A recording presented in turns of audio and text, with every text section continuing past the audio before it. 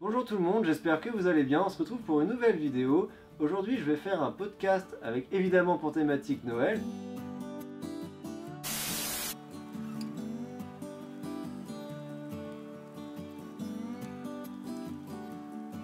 Je vais vous présenter un peu des idées de cadeaux écolos.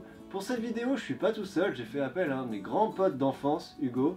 Salut à tous, merci Alexis pour l'invite. Merci à toi d'être venu dans le studio d'I Love la Terre, le deuxième. Alors Hugo, ça va être mon cobaye dans cette vidéo. Je vais lui proposer 10 idées de cadeaux écolos et toi tu vas me dire si tu trouves que le cadeau il est cool ou alors s'il est complètement pété. Ok ? Ça marche. Alors le premier cadeau que je vais te proposer, c'est une brosse à dents en bambou. Est-ce que à Noël ça te ferait plaisir de recevoir une brosse à dents en bambou? Ça dépend qui me l'offre quoi. Si c'est un mec qui m'aime pas, le message sera passé quoi.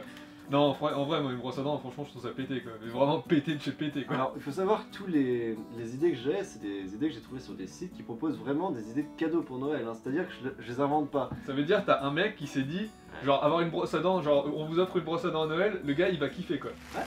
Non, en vrai, l'idée de la brosse à dents en bambou, moi je suis plutôt pour, pas en cadeau de Noël, mais en cadeau du quotidien. On sait tous l'usage de nos brosses à dents avec les manches en plastique.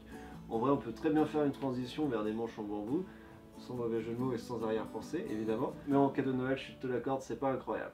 On passe tout de suite à l'objet numéro 2. Alors, l'objet numéro 2, prépare-toi bien. Alors, c'est une bougie à la cire de soja. Ils sont pétés tes cadeaux. Je veux dire, je sais pas, genre moi si on m'offre une bougie à Noël, enfin, je sais pas, une bougie je trouve ça pété. Alors après ça dépend de la taille de ta bougie, mais bon, si tu cherches des cadeaux à m'offrir pour Noël, déjà tu sais que les deux premiers c'est pas bon quoi. Je te trouve un peu dur avec ma bougie. Moi en plus j'aime bien le concept de la bougie à la cire de soja. Je savais même pas que ça existait la cire de soja. J'ai toujours connu la cire d'abeille. Ouais, ça moi aussi. Pour faire les ruches. Déjà j'étais surpris de voir qu'il y a de la cire de soja. De la cire de soja, putain. Alors, hein, bienvenue chez Soch là, c'est pareil. Je suis pas chez Soch. En vrai moi j'aime bien les objets déco pour Noël. Non, de la déco ouais, pourquoi pas, après une bougie, bon, Ouais, si c'est le seul cadeau c'est un peu pété quand même quoi. Ah mais t'offres pas ça tout seul évidemment, mais... Ah, avec une petite brosse à dents quoi. Par exemple. En bambou. Bah sinon ça n'a pas d'intérêt. Si tu m'offres une brosse à dents en plastique, bon bah c'est que t'as pas écouté quoi. On passe tout de suite à l'objet numéro 3. Alors, l'objet numéro 3, c'est une gourde réutilisable. Les gourdes en inox. Arrête le plastique, parce que bon, le plastique c'est fantastique, mais pas pour tout. En Europe, nous sommes champions du monde en étant le premier consommateur de bouteilles d'eau par personne et par an. 73 bouteilles en moyenne. Ce n'est pas tout. L'eau en bouteille est en moyenne 100 à 300 fois plus chère que l'eau du robinet. L'emballage constitue 90% du prix d'une bouteille d'eau. Pourtant, la solution est simple. Une gourde réutilisable suffit. La gourde en inox, c'est un cadeau qui te ferait plaisir ou pas? Ouais, le côté genre limiter la consommation de plastique, tout ça, pourquoi pas. Après, une gourde pour Noël, si tu me l'offres avec un genre, tu sais, un package un peu genre camping, baroudeur, machin, tu sais, t'as un sac, pourquoi pas quoi. À la limite, ouais, ok, et tu l'utilises après dans ton quotidien. Je suis assez d'accord avec toi, en soi, c'est pas un cadeau de Noël, mais c'est quelque chose, une transition qu'on peut faire dans notre quotidien. Plutôt que d'utiliser les bouteilles en plastique, prenez soit un verre d'eau ou bah, si vous buvez beaucoup d'eau, prenez une gourde par exemple en inox. Alex en parle d'ailleurs dans la vidéo Quel écolo suis-je? C'est qu'il a déjà fait lui cette transition là. Donc voilà la gourde, transition écologique carrément, mais pas un cadeau de Noël à proprement parler. Non, ça me ferait moyennement plaisir d'avoir ça à Noël quoi. Donc pour l'instant mes 3 cadeaux, hein, t'es pas fan. Non. C'est les 3 objets on va dire les pires. Maintenant on va arriver dans une gamme un tout petit peu mieux, tu vas voir. Donc okay, on passe tout de suite à l'objet numéro 4. C'est beaucoup plus conceptuel. En gros, moi en tant que personne qui t'offre un cadeau, je vais par exemple mettre 30 € pour t'offrir une carte où tu pourras planter 30 arbres. Et toi, en tant que receveur, tu vas pouvoir choisir où est-ce que ces arbres seront plantés dans le monde. Tu vas juste recevoir une carte que tu vas remplir, tu vas mettre une destination. Mais je trouve que le concept de cadeau écolo comme ça, et là on est vraiment à fond dedans, je trouve ça vachement intéressant. Je sais pas ce que t'en penses. Je trouve l'action bien, d'ailleurs moi j'ai fait aussi la même chose avec un autre projet. Mais dis-nous tout Hugo.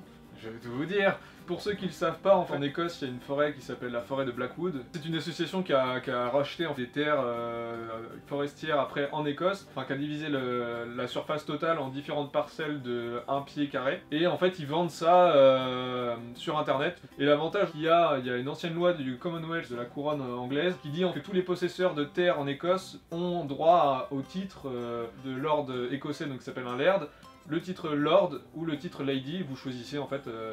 Lord Hugo, si, je vous assure. Je suis bien Lord, possesseur de terre. Alors du coup, si j'ai bien saisi, tu achètes une parcelle de terrain dans une forêt, et Ouais. le fait que vous soyez peut-être des centaines de milliers à acheter un bout de forêt, C'est ça. rend le fait qu'un promoteur immobilier ne puisse pas du coup construire un hôtel 5 étoiles là-dessus, parce qu'il faudrait demander l'avis à tous les Exactement. possesseurs. À tous les possesseurs de terre, en fait, C'est même si génial. vous avez ne serait-ce qu'un pied carré, bah, vous êtes propriétaire d'une terre, et si quelqu'un veut mettre un truc dessus, étant donné que vous êtes le propriétaire, il doit passer par vous. Très bien, écoute, bah merci Hugo pour la petite anecdote, donc voilà, devenez Lord, surtout n'hésitez pas. Ça coûte combien? Juste un mètre carré par exemple. Moi j'ai dû payer, enfin c'est en livres, mais ça doit être genre 22, 23 livres. Je fais... Ok. Alors du coup on passe à l'idée de cadeau numéro 5. L'idée de cadeau numéro 5, un cadeau très très classique que tout le monde fait tous les ans et on pouvait pas passer à côté, c'est les chocolats. Ouais. Ah moi j'en ai juste ras-le-bol des chocolats à Noël, je vous le dis. Avoir d'accord. des chocolats à Noël qui durent jusqu'à Pâques et après avoir à Pâques encore des chocolats...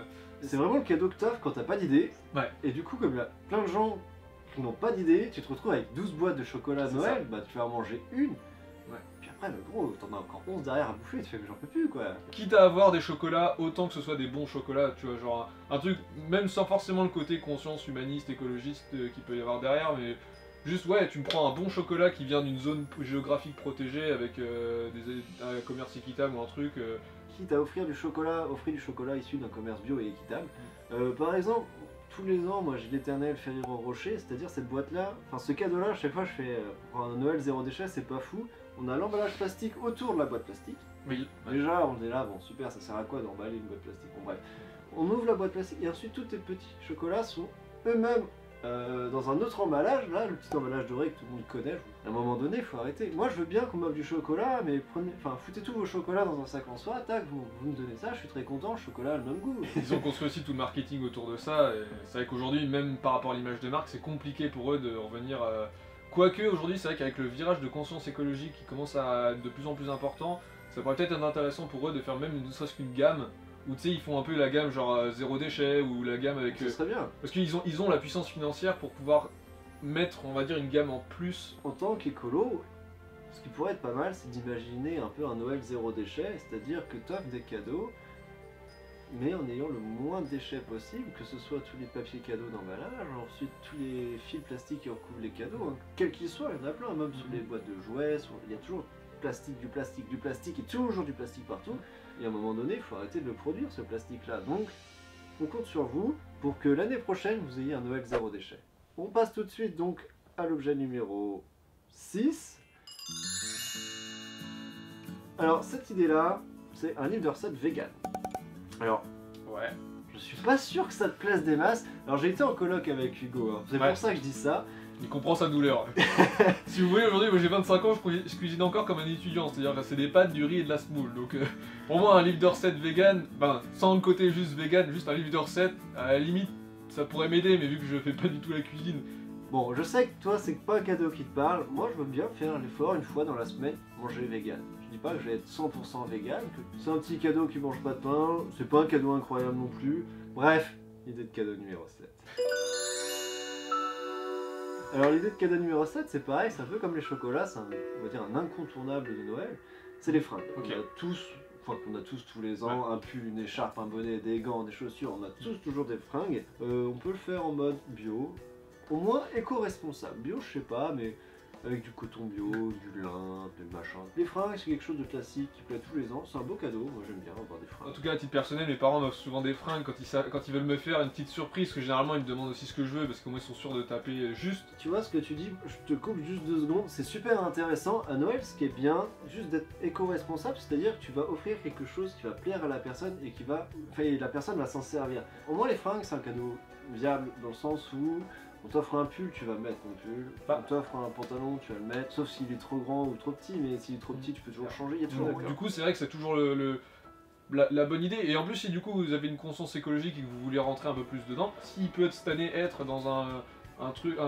plus responsable, bah limite pourquoi pas quoi. Tu fais toujours autant plaisir et en même temps d'un côté tu fais un geste. Je sais pas, les chaussures en peau de croco, les manteaux en fourrure de daim, tout ça, toi, c'est. Non, c'est pas Ah ton bah délire, tous les ça jours, moi, tous les jours. Tous les jours.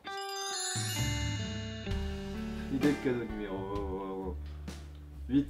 Alors, on arrive dans le top 3 des cadeaux. Des meilleurs cadeaux, selon moi, c'est les box de jardinage bio. Pendant un an, tu vas avoir un truc tous les mois qui arrive chez toi, donc tu payes l'abonnement mensuel. Sauf que là, tu vas recevoir des graines, de fruits, des trucs de saison. Tous les mois, comme ça, pendant un an, tu vas voir ça. Et je trouve que c'est pas mal. Qu'est-ce que t'en penses? Ah oui, d'accord. Bah non, ça je trouve ça intéressant parce que souvent, quand t'habites en ville ou quoi, tu te dis ouais, je peux pas jardiner parce que bon, j'ai pas de terrain, je vais pas aller descendre et aller planter mes tomates dans le parterre de fleurs de la commune, quoi, genre de... Ça se fait peut-être, je sais pas. Machin, Dites-nous mais- dans les commentaires si vous plantez vos fruits dans la...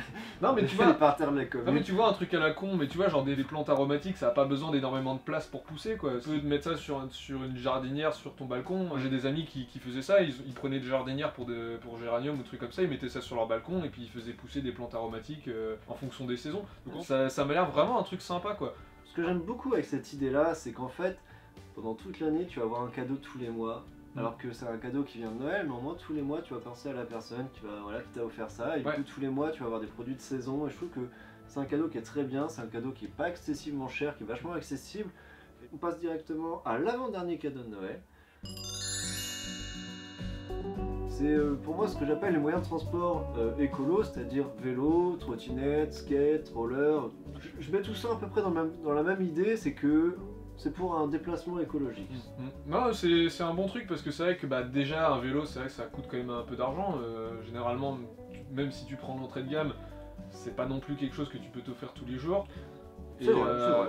Bah, après le problème qu'il y a aussi avec le vélo aussi aujourd'hui en France, c'est que quand tu veux en fait aller en vélo par exemple au boulot ou en skate ou autre, bah, et que tu transpires, bah en fait t'arrives un peu dégueulasse au boulot parce que tu peux pas te changer, quoi. Carrément, ouais. Et justement aux Pays-Bas ils ont fait un truc intéressant, t'as des entreprises, enfin j'ai un pote qui habitait à Amsterdam, il me racontait en fait dans les entreprises là-bas t'as des douches, t'as des vestiaires et en fait quand t'arrives le matin t'as déjà des parkings à vélo, déjà t'en as partout. Quand t'arrives au boulot bah tu t'enlèves ta tenue de sport par exemple avec laquelle tu es allé au boulot et après bah, tu prends ta douche, tu te changes et puis par exemple si tu es au contact de la clientèle dans la journée, dans la matinée, bah, ça t'évite de puer la mort, puer la transpi comme si tu avais couru un marathon avant de venir, quoi.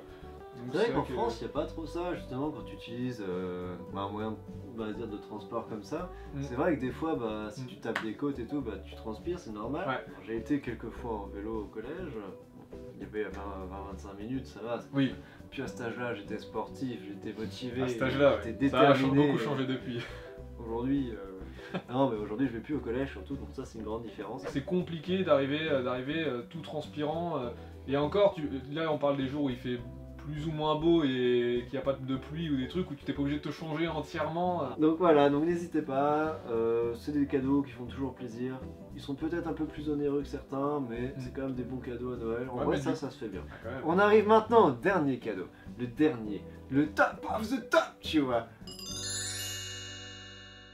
Donc c'est ton meilleur truc là. Ouais, en vrai, dans le top 10 de ces cadeaux-là, de tous les cadeaux que j'ai trouvés sur internet, ça c'est vraiment l'idée qui m'a paru la plus géniale, c'est un séjour en tiny house. L'idée c'est ça, c'est de partir quelque part, donc de vivre pendant quelques jours de manière minimaliste, on reconnecte avec la nature, on va chercher le calme.